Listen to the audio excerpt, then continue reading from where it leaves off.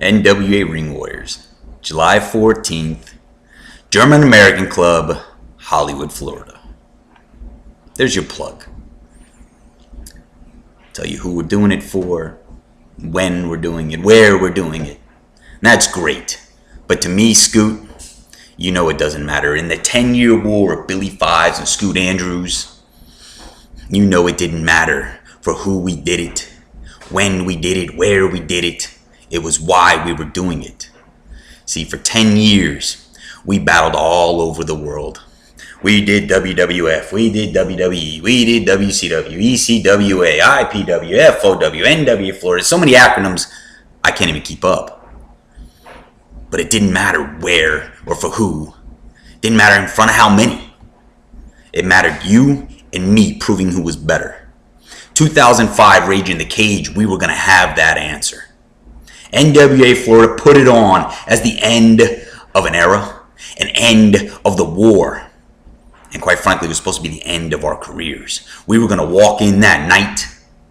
We were going to do what we do. We were going to beat the hell out of one another. And as much as I really wouldn't like to admit it, if you won that night, I would have walked out knowing Scoot Andrews one-upped me on the last chance I had.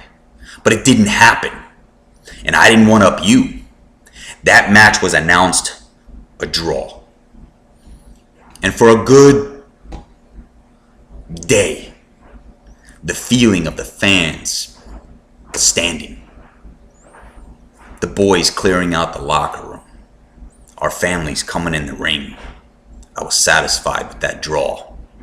I was satisfied knowing people can think what they want. We'll never have the answer. Like I said, that lasted a day, Scoot. I'm Billy Fives. If I'm not the best, I'm nothing. NWA Ring Warriors, you called me.